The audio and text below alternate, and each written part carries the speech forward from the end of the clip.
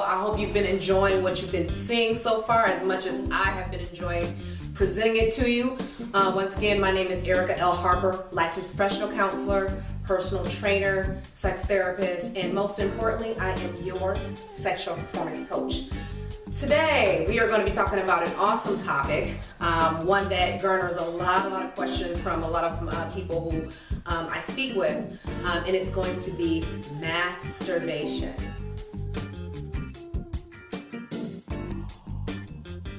I love talking about masturbation, and the reason why is because it's one of those topics that I think is it's the most important to master, and that's the reason that I love actually the word itself.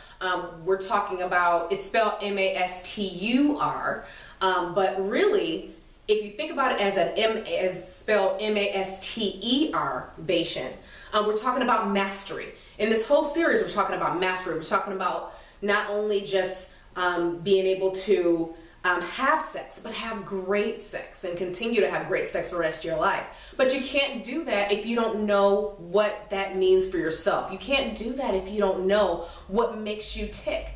And masturbation helps out with that. So here's the thing. Everybody masturbates.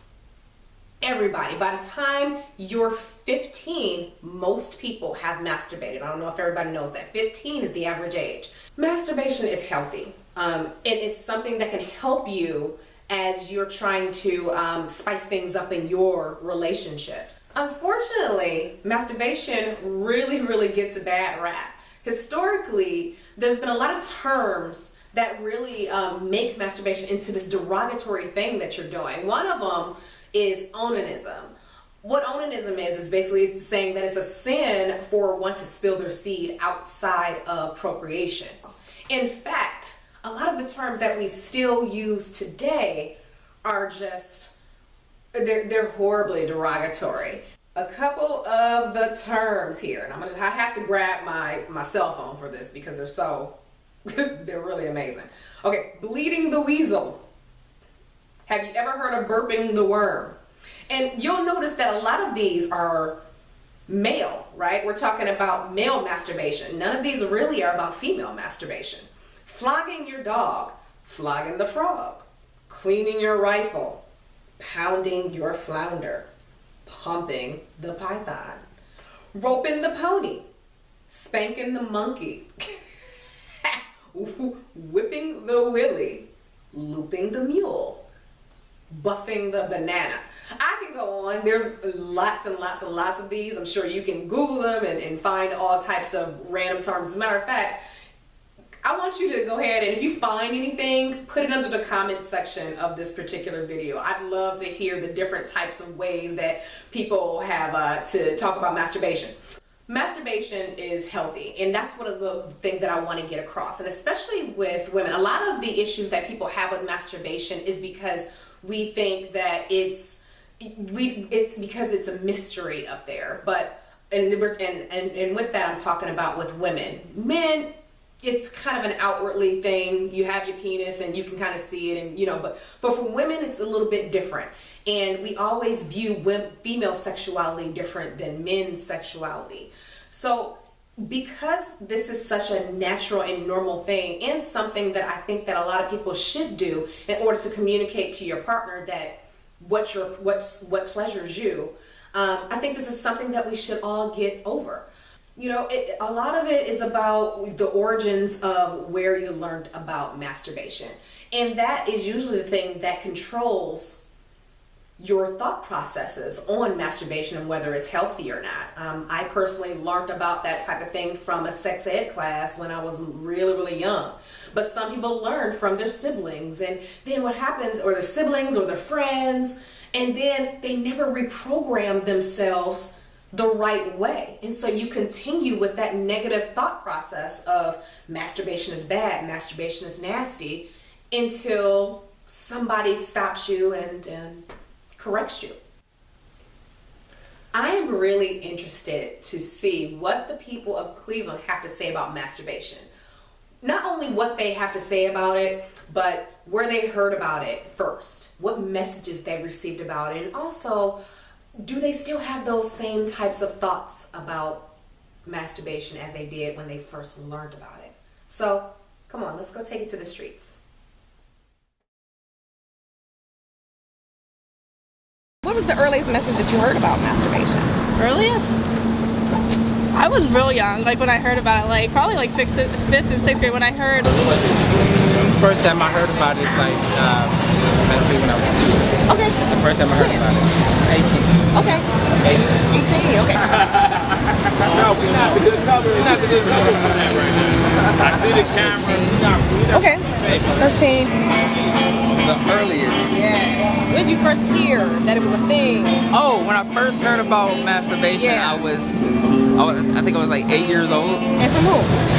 Parents. Okay, your parents. Parents, cousins, family Okay. members and stuff like that. How did you first hear about it? I just experimented one day. Okay. So self-experiment on your own, you just kind of learned about it. Mm-hmm. Okay. All right. Who'd you hear from? My next door neighbor. Okay. Now, and so what kind of things did you hear? Like, what did they say? What was it, positive? Was it negative? It was pretty negative. Okay. They're usually making fun of someone for like doing that or something. Have you ever gotten any negative messages about masturbation? If I did, I wouldn't care because it's a natural part of us. Was it a positive kind of message? Yeah, it was a good one. My mother told me about it when I was a kid. Okay. I first thought when people kept, as I got older, from 8 years old, and then I'm in class and everything, people was talking about, he beating his me, or she fingered herself. It was this nasty thing. Yeah. But then as I got older, my brother, he first shot it to me. He was like, I mean, it's not nasty, it's natural. All right. And so have your views of masturbation changed from then till now? Yeah, definitely. I don't think it's like immature. I feel like it's kind of like normal now for people to do things like that. Yeah. But you know, masturbation is cool. Like, I mean, people use it for like all kinds of stuff. It's almost like a drug for some people. So Okay. you know. I love it. Okay. Yeah, All I right. love it. I've been doing it since I've been old enough to do it. I do it today. I did it when I was married. I'll do it tomorrow. Okay. I mean, even though I have a girlfriend, I still do it, or a wife, I still did it and still perform for them. So. Welcome back. We are back from Taking It to the Streets. As always, I love this segment because we get a chance to talk to normal, everyday people. A lot of the things I'm sure that maybe you thought about masturbation and things like that are things that a lot of everyone around you thinks. So you're not on an island alone, and that's why I love presenting this type of information. So as always, whenever we come back from Taking It to the Streets, I want to give you something to do, a call to action. I'm going to use this time to speak mostly to the women because I find that women tend to have more of an issue with masturbation than men. Men pretty much know how to do it. They know, they know what to do to masturbate. But with women, it may be a little bit more uncomfortable to get started if you've never done it before, or maybe you've done it and maybe you haven't had the results or so. Okay, first of all, when we're talking about masturbation, don't go into it thinking about orgasm, okay? Because most of the times, and this is important for you men, most times when it comes to women, women are more likely to orgasm outside of penetrative intercourse. So so they're more likely to orgasm during masturbation with either their fingers or rubbing on something or even with toys. That's why I like to prescribe toys a lot. Okay, so guys, don't be scared of the toys because they can only help in the bedroom. You're not going to be replaced. Okay, so when it comes to masturbation, women, here's what you can do in order to make yourself more comfortable. And again, you don't have to tell anyone that you're doing this. Just do it, okay? Whatever you're doing in the confines of your bedroom is what you do. What I would suggest is taking yourself out on a date. Go dress up, have put on your perfume, put on your nice underwear, your nice bras, and go ahead out and have drinks. Okay, go to a happy hour. Okay, then come back, take a shower. Okay, get your mood set in your room. Play your Sade if you want to, or whatever else that you like to play when you're setting it off in your bedroom. Okay, and light your candles and really make the mood really inviting as if you were going to have your partner over. Then, start by touching yourself, kind of touching even parts of your body that aren't necessarily sexual. Okay, so you want to caress your legs, touch your arms, okay, touch, you know, just touch yourself in general to get yourself in the mood like you would want to be touched by anybody else. And eventually you want to go down to your vulva area, your vagina, and start just touching down there. Okay, and so then it's pretty much up to you at that point.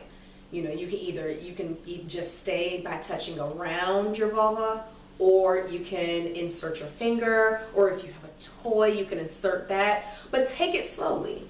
You know, you don't have to do everything in 5 minutes. You don't have to rush everything. You want to make sure that you're concentrating on yourself like you would want somebody to concentrate on you.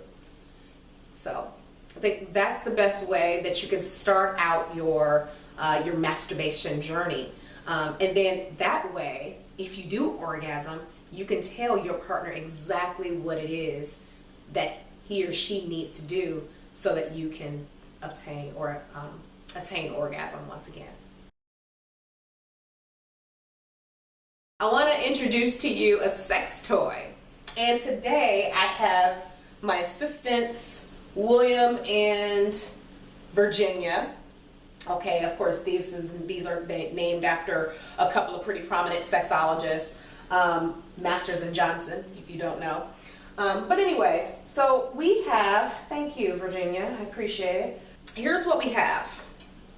What looks like a pair of run-of-the-mill thong panties is hiding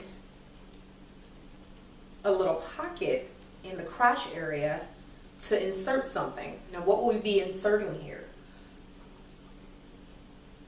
So this looks like a harmless little device here. It's just plastic. It's a little hard, which I'm not really feeling completely, but you can kind of get around that. They have models that are smaller than this, are thinner than this. This is about the thickest I've seen it come. However, it still packs a lot of punch. So you have this, and then you have the remote. We have a remote control vibrator, ladies and gentlemen. What you do is either you can control this yourself, or you can give the control over to your partner, which is even more exciting. Imagine if you slip that into your underwear.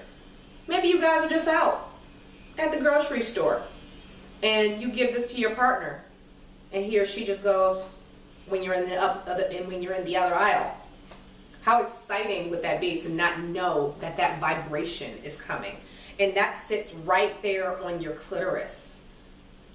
So you get that direct clitoral contact. So how do you think the interaction is going to be with you two once you finally do get together in private? I'm sure it's going to be explosive. But definitely you should look into getting a remote control vibrator. I would say it's great for just spicing things up in general. You may already be having good sex, but why not have great sex? So, well, that's all I have for you guys. So, as always, this is Erica L. Harper, your sexual performance coach, helping you to have the best sex of your life. Go out and do something sexually adventurous today, guys. Have a good one. How do you feel about masturbation? I mean, masturbation I think is good if if that's what you like. Like I have no problem with people who masturbate. I don't personally, just because I don't have to. Shout out girlfriends. But masturbate.